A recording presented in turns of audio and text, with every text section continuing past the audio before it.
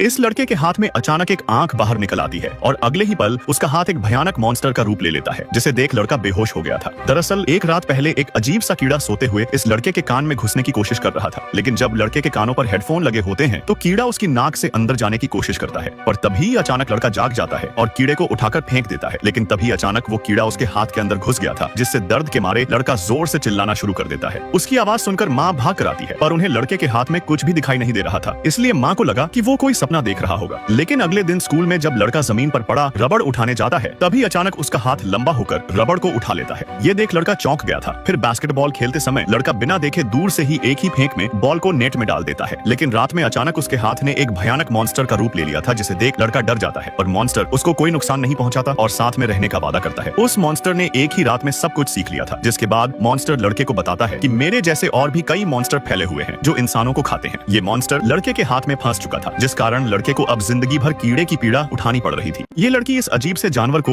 एक हीरे की बाली खिलाती है, जिसके अगले पल ही वो जानवर पिछवाड़े से सैकड़ों हीरे उगलने लगता है, जिनकी कीमत करोड़ों की थी। ये मासूम से जानवर बहुत ही सुंदर ग्रह में रहते थे और यह जो भी चीज खाते थे पिछवाड़े से करोड़ों की संख्या में वैसी ही चीजें बाहर निकाल सकते थे। यह ग्रह एक ऐसे मोतियों का ग्रह था जिनमें शक्तिशाली ऊर्जा होती थी। ग्रह की राजकुमारी इस जानवर को शक्तिशाली ऊर्जा वाला मोती खिलाती है, जिससे जानवर अनगिनत संख्या में मोती निकालकर पूरे ग्रह को शक्ति देता था। इस ग्रह के लोग बहुत ही शांतिप्रिय जीव थे, पर एक दिन दूसरे ग्रह के जीव यहाँ पर आने लगते हैं और इस कीमती जानवर के लिए युद्ध करने लग जाते हैं। ग्रह के वासी घर को उजड़ता देख डर गए थे और जान बचाकर भागने लगे थे। ग्रह का राजा सभी वासियों को लेकर कई सालों से पड़े हुए एक अंतरिक्ष यान के मलबे में शरण ले लेता है। सारे लोग अपने घर को तबाह होते देख दुखी हो जाते हैं और इस तबाही वो सारे कीमती जानवर भी खत्म हो चुके थे। सिर्फ एक ही जानवर जिंदा बचा था, जिसे एलियन पकड़कर कैद कर लेते हैं। ये एलियन इस जानवर की मदद से सभी ग्रहों पर राज करना चाहता था, क्योंकि इन शक्तिशाली ऊर्जा वाले मोती से यह लोग पूरे ब्रह्मांड में अजय हो जाएंगे। राजा इस आदमी को खोलते पानी में ढकेल देता है, जिसे देख राजकुमारी तुरंत अपनी जादुई अंगूठी उतारती है और उसे खोलते पानी में फेंक देती है। तभी अचानक वो आदमी उछलकर बाहर आता है और जाकर बर्फ के पानी में गिर जाता है, जिससे कुछ ही पलों में वो आदमी जम चुका था। ये देख राजकुमारी घबरा जाती है, पर तभी अचानक हवा में उड़ता हुआ एक जला पंख आता है और बर्फ के पानी में गिर जाता है, जिससे आदमी दोबारा से उड़कर बर्फ से बाहर निकल गया था। लेकिन इस बार वो सीधा गर्म तेल में जाकर गिर जाता है और जब कोई हलचल नहीं होती तो सबको लगा कि वो आदमी तल चुका होगा। ये देख राजकुमारी भी रोने लग जाती है और तभी अचानक एक सफेद फूल तेल के ऊपर आता है, जिसके अगले ही पल ही आदमी धीरे धीरे बाहर निकलकर उड़ने लगा था। यह जादुई फूल उसका पालतू घोड़ा लेकर आया था, जिसमें जीवन रक्षक की जड़ी बूटी थी। इस जड़ी बूटी के फूल ने आदमी को बचाने के साथ साथ उसे बहुत सुंदर भी बना दिया था। यह देख राजा को लगा कि वो भी इसी तरह सुंदर बन सकता है, इसलिए वो बिना सोचे गर्म पानी में कूद जाता है। लेकिन तभी राजा एक बुलबुले में कैद होकर आसमान में उड़ गया था। फिर इस आदमी को सबके समर्थन से नया राजा बना दिया जाता है, जिसके बाद वो राजकुमारी से शादी करके राज करने लगा था। यहाँ तक कि उसका पालतू घोड़ा भी अब राष्ट्रीय प्रतीक बन जाता है। इस आदमी की तो जिंदगी ही बन चुकी थी।